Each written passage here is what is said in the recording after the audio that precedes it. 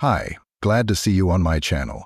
Please support the channel by liking, subscribing, and leaving comments. Your support means a lot to me and motivates me to create new videos.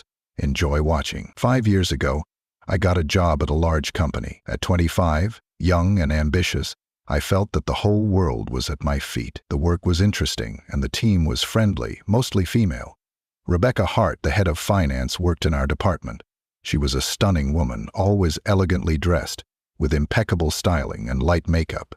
Married with 2 children, she exuded confidence and poise, radiating an aura that made everyone respect and admire her. Rebecca and I often crossed paths at work.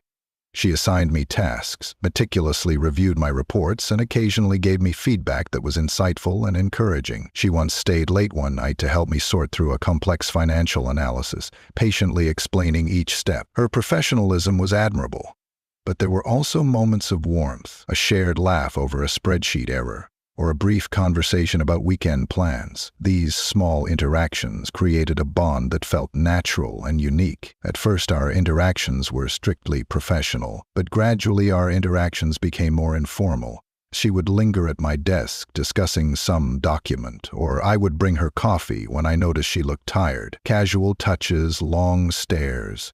All these things created a special tension between us. Sometimes I caught myself looking forward to her stopping by my place of work and wondering if the moments we shared meant something more to her. 6 months later, I received an offer from another company. The salary was higher, the prospects better, and I decided to leave. At the farewell company party, Rebecca and I talked a lot and laughed even more. We reminisced about office moments and shared jokes that only the 2 of us understood. At the end of the evening, she gave me her personal phone number in case I needed a reference from a previous job. There was a kind of heaviness in her eyes, as if she wanted to say something else but didn't. Life at the new job went on as usual. From time to time, Rebecca and I called each other to exchange news. At first, our conversations were casual, but gradually they became more personal. One evening, she called and invited me to meet her. Her voice was unusually soft, but at the same time there was a sense of urgency in it. She mentioned an important matter to discuss, but her tone hinted at something deeper, something personal. It was as if she was holding back emotions she couldn't express over the phone, and I was intrigued and slightly anxious about what lay ahead. She made an appointment for 9 p.m. at an apartment on the outskirts of town.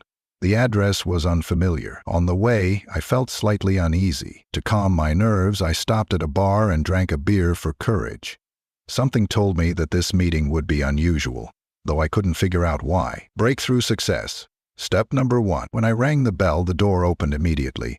The corridor was dimly lit, and I could barely make out the silhouette of a woman. The atmosphere was different, quieter and more intimate than I had imagined. I took off my shoes and stepped into the room. In the light of the table lamp, I finally saw her. She looked nothing like her office persona. Homely, cozy, in a simple dress with a short haircut. She looked younger than her 40s, more relaxed and somehow more real. We stood still for a moment, looking at each other and not knowing what to say. There was a strange tension in the air, some unspoken understanding. She offered me wine, her voice soft and slightly trembling. We sat down on the couch and talked about life. She told me about her family problems, about how tired she was of routine and the constant need to be strong and perfect. I listened intently, each word bringing me closer to her. Something inside me shifted. I wanted to protect her, to make her happy, to show her that she wasn't alone. As she spoke, I couldn't help but notice her lips, the graceful hands holding the glass, and the strand of hair falling over her. Vulnerability made her even more beautiful. At some point, our knees touched. She didn't pull away. I took her hand, and she responded with a light squeeze. We moved closer together.